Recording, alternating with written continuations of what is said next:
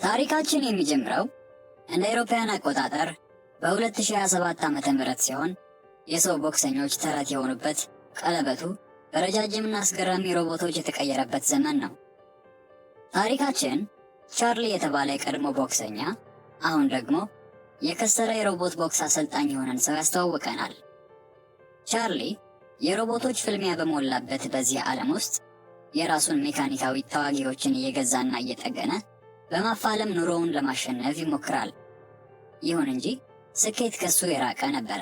አብዛኛውን ጊዜ በተሳሳቱ ውሳኔዎቹ ተከታታይ ሽንፈቶችን የሚያጋጥመው ሰው ነው።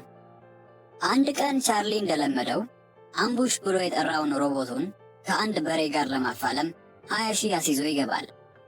ፍልሚያው በአምቡሽ ብልጫ ለትንሽ ጊዜ ቢቆይም ቻርሊ በታዳሚው መካከል በነበረች አንዲት ሴት ላይ ትኩረቱን በማድረጉና ሮቦቱን መቆጣጠሩን በመርሳቱ አምቡሽ የበሬው ሰለባ ይሆናል።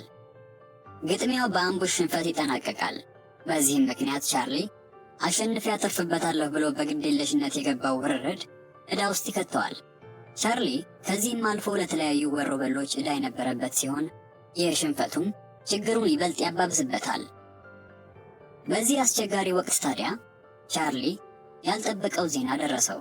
የቀድሞ የሴት ጓደኛው ከዚህ ዓለም በሞት መለየቷንና ማክስ የተባለው የ11 ዓመት ሕፃን ልጁን የመንከባከብ ኃላፊነት በሱ ላይ መውደቁን ሰማ። ቻርሊ በማክስ ሕይወት ውስጥ ምንም ተሳትፎ ስላልነበረው መገናኘታቸው እንግዳና አስጨናቂ ነበር ለሱ። ማክስ አስተዋይ ልጅ ቢሆንም የአባቱ በሕይወቱ ያለመኖሩ ነገር ግን ክፉኛ ያስከፋው ነበረ።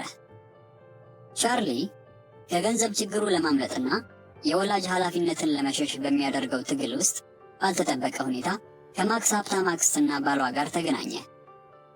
ዲቦራ የተባለችው የማክስ አክስት ማክስን ሙሉ በሙሉ ልጇ አድርጋ ልታሳድገው ብትፈልግም ቻርሊ ግን በዚህ ሐሳብ ወዲያውኑ አልተስማማም።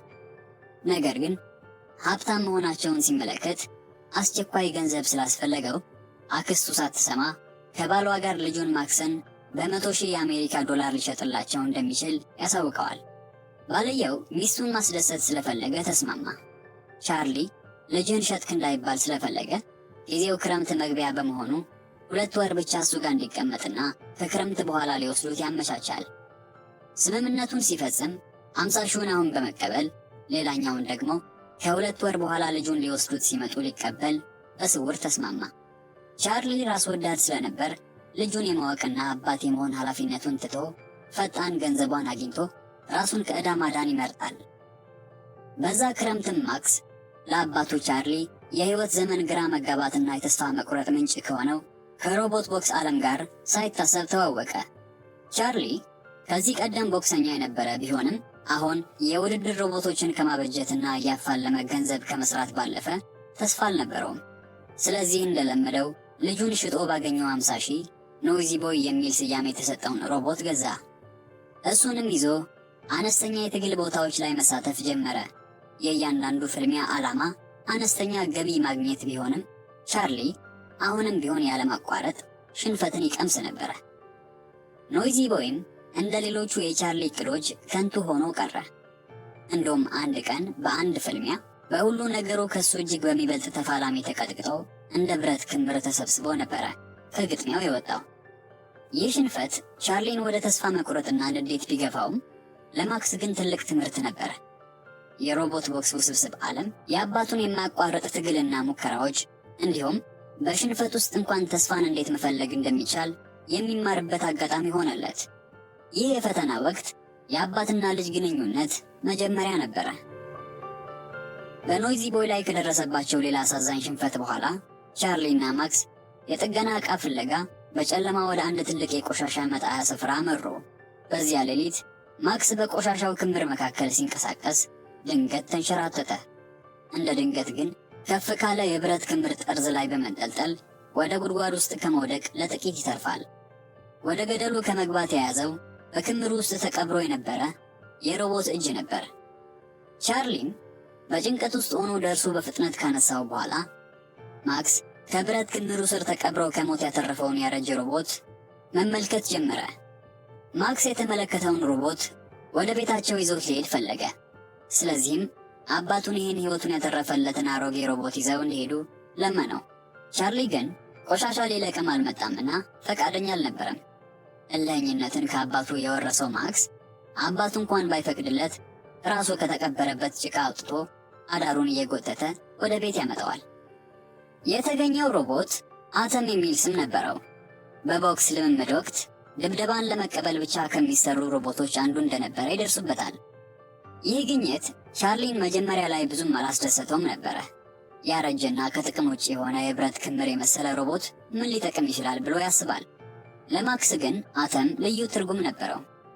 ታዲያ በተስፋ የተሞላው ማክስ ያረጀውንና ዝገት የያዘውን አተምን ሲያየው ወዲያው ነበር የወደደው። ሁለት ውድ ሮቦቶችን በአጭር ጊዜ ውስጥ አጥቶ ዕዳ ውስጥ የገባው ቻርሊ ለዚህ ላረጀ ሮቦት ምንም ተስፋ አልነበረውምና ማክስ አተምን እንዲያፋልመው መነዝነዙን ተያያዘው። ማክስ ከአተም ጋር በሚያሳልፋቸው ጊዜያት ሮቦቱ የሰው እንቅስቃሴዎችን በተመሳሳይ መልኩ የመኮረጅ ልዩ ችሎታ እንዳለው አወቀ። ይህ አስደናቂ ግኝት ምንም እንኳን ቻርሊ ልቡን ባይጥልበትም፣ ማክስ ግን በአተም የወደፊት እምቅ ችሎታ ላይ ተስፋውን ይጥላል። ይህ ግኝት ለአባትና ለልጅ ዕጣ ፈንታቸውን የሚቀይር ነገር ነበረ። በኖይዚ ቦይ ሽንፈትና ከጥቅም ውጭ መሆን የተበሳጨው ቻርሊ የአተምን እምቅ አቅም ሊያየው አልቻለም። ነገር ግን በልጁ ማክስ የማያቋርጥ ንዝነዛ አተምን በአካባቢው ወደሚገኝ ሚስጥራዊ የሮቦት ፍልሚያ በማስገባት የአተምን አቅም ለመፈተሽ ወሰነ። ቻርሊን ጨምሮ ማንም አተም ያሸንፋል ብሎ ባይጠብቅም ይህ ትንሽና ተራ የሚመስል ሮቦት በማይታመን ሁኔታ አሸነፈ። ከቆሻሻ መጣያ የመጣው ሮቦት ከትልቅ ተፋላሚ ጋር ተፋልሞ የማሸነፉ ዜና በአካባቢው ሲሰማ ትልቅ መነጋገሪያ ይሆናል። ይህ ያልተጠበቀ ድል በማክስና በቻርሊ ውስጥ አዲስ የህይወት ተስፋን አመጣ። ማክስ በቅጽበት የሮቦቱን እያንዳንዱን እንቅስቃሴ በቅርበት በመከታተልና በማቀድ የአተም ስራ አስኪያጅ ሆነ። ቻርሊም የሮቦቱን ድንቅ አቅም ሲመለከት ለዓመታት ወደ ደበዘዘው አሸናፊነቱ የመመለስ ዕድል እንደሚፈጥርለት ስለገባው ባይወደውም ሙሉ በሙሉ ባያምንበትም ሮቦቱን ለማሰልጠን ተስማማ። ከአተም የመጀመሪያ ድል በኋላ የቻርሊና ማክስ ጉዞ ይጀምራል። ቻርሊ የድሮውን የቦክስ ዕውቀቱን በመጠቀም አተምን በትጋት ማሰልጠን ጀመረ። ለሮቦቱ ትክክለኛ የእግር አቀማመጥና የመከላከል ስልቶችን ማስተማሩን ተያያዘው። ይህን ሥራ አብረው ሲሰሩ በአባትና ልጅ መካከል የነበረው የተቆራረጠ ግንኙነት ቀስ በቀስ መሻሻል ጀመረ። አተምን ይዘው ከትንንሽ ፍልሚያዎች ወደ ትላልቅና ዕውቅ ሊጎች በመሸጋገር ይበልጥ ፈታኝ የሆኑ ውድድሮችን ገጠሙ። አተም በልዩ የመከላከል ስልቱ ብዙ ድብደባዎችን ተቀብሎ የመቋቋምና በተገኘው አጋጣሚ ሁሉ አጸፋውን የመመለስ ችሎታው በስፋት ይወራለት ጀመረ። የአተም አስደናቂ ስኬት የሮቦት ቦክስ ዓለምን ቀልብ መሳብ ሲጀምር ከበርካታ ተመልካቾችና አድናቂዎቹ በተጨማሪ በዚህ ፍጥነቱ የዓለም ቦክሲንግ ሻምፒዮን ይሆናል የሚል ስጋት በመነሳቱ በጊዜው የዓለም የቦክሲንግ ሻምፒዮን የነበረው ዙስ የተባለው ሮቦት አስተዳዳሪዎቹ ትኩረታቸውን ወደ እሱ ማዞር ጀመሩ። ስለዚህም አተምን ሊገዙት ፈለጉ። ቻርሊ ከነበረው የገንዘብ እጥረት ጥያቄያቸውን ተቀብሎ ሊሸጠው ቢፈልግም ግን አተም የማክስ ንብረት ነበረ። ሆኖም ማክስ ሕይወቱን ያተረፈለትንና የሚወደውን ሮቦት በምንም ያህል ሊሸጥላቸው ፈቃደኛ አልነበረም። ዙስ በዘመናዊ ቴክኖሎጂ ታገዘና አርቲፊሻል ኢንተለጀንስ የተገጠመለት ሊሸነፍ የማይችል ሮቦት ነበረ።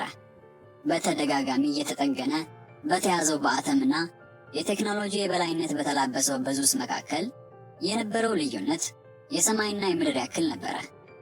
የዙስ ባለቤቶች አተምን መግዛት መፈለጋቸውን ማክስ ሲመለከት እንዳሰጋቸው ስለገባው በድፍረት ብዙ ሕዝብ ባለበት ዙስን መግጠም እንደሚፈልግ አሳወቀ። በዚህ መሃል ነበረ ክረምት በመጠናቀቁ የማክስ ሀብታም አክስት በስምምነታቸው መሰረት ልትወስደው የመጣችው። ማክስ ከዙስ ጋር ተፋልሞ የዓለም ሻምፒዮና ሊሆን በተቃረበበት ጊዜ ነበርና የመጣችው። ከአተምና ከአባቱ መለየት ባይፈልግም በሕግ የተስማሙት ጉዳይ ነበርና እያዘነ ከአክስቱ ጋር ለመሄድ ይገደዳል።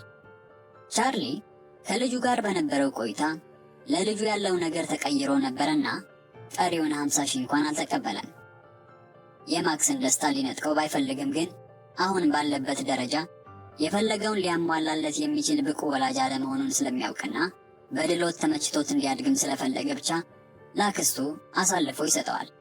ቻርሊ ምንም እንኳን ብቁ አባት ሆኖ ባያሳድገውም ያለፈውን ስህተቱን ማረም እንደሚችልና መልካም አባት ለመሆን እንዳልመሸበት የተረዳው ብዙ ሳይቆይ ነበረና ወደ አክስቱ ቤት በመሄድ ለግዴለሽነቱ ማክስን ይቅርታ ጠይቆ በአክስቱ ፈቃደኝነት አተምን ከዙስ ጋር ለማፋለም ይሄዳሉ። በመጨረሻም የሮቦት ቦክስ ዓለም በጉጉት ሲጠብቀው የነበረው የአተምና የዙስ ፍጻሜ ግጥሚያ ተጀመረ። ቦታው በብርሃንና በቲፎዞች ጩኸት ተሞልቶ ነበረ። ግጥሚያው እንደተጀመረ ዙስ ከመጀመሪያ ዙር ጀምሮ የበላይነቱን በመያዝ አተምን በኃይለኛ ምቶቹ ያለማቋረጥ የደበደበው ጀመረ። ቻርሊ የአተምን መደብደብና ከፍተኛ ጉዳት ሲመለከት ከአቅማቸው በላይ ጎርሰው እንደሆነ መጨነቅ ጀመረ። ነገር ግን ማክስ የአተም አይኖች ውስጥ የነበረው ቆራጥነት በማየቱ አባቱን ተስፋ እንዳይቆርጥ አጥብቆ ይነግረው ነበረ። በፍልሚያው መሃል አተምን የሚቆጣጠረው የርቀት መቆጣጠሪያ ክፍል በድብደባው ጉዳት ይደርስበታል።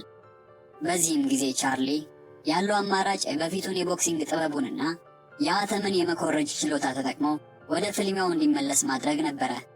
ስለዚህም ሮቦታቸውን አስተካክለው ከውጭ ሆኖ የቦክስ እንቅስቃሴዎችን በማድረግ የአተምን እንቅስቃሴዎች መምራት ጀመረ። አተምን በምላሹ የቻርሊን እንቅስቃሴዎች እየኮረጀ ያለምንም ስህተት በቀለበት ውስጥ በፍጥነት መንቀሳቀስ ጀመረ። አተም በጉልበትና በቁመናው ከዙስ እጅጉን የሚያንስ ቢሆንም የቻርሊን የድሮ የቦክስ ቴክኒኮች አስደናቂ ምት የመቋቋም ችሎታው ጋር አዋህዶ የዙስን ከባድ ጥቃት መቋቋም ቻለ።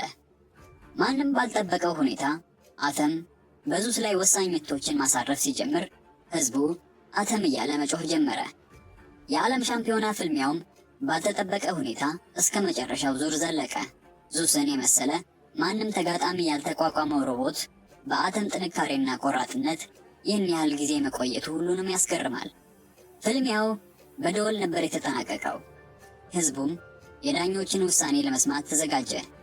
ውሳኔው ዙስን በነጥብ አሸናፊ አድርጎ ቢገልጽም በህዝቡ ልብና በመገናኛ ብዙሃን ዘንድ እውነተኛ አሸናፊዎቹ አተም፣ ቻርሊና ማክስ ነበሩ። አተም ከተራ የቆሻሻ መጣያ የተገኘ ሮቦት ከመሆን ተነስቶ በሁሉም ሰው ተወዳጅ የህዝብ ሻምፒዮን የመሆን ታላቅ ክብርን አገኘ። ቻርሊም ቢሆን ለረጅም ጊዜ ሲመኘው የነበረውን የሻምፒዮና ክብር ባያገኘውም ከልጁ ማክስ ጋር ተገናኝቶ ግንኙነቱን ለማደስ እድልን ያገኝበት ጉዞ ነበረና ደስተኛ ነበረ። ታሪካችን እዚህ ላይ ያበቃል።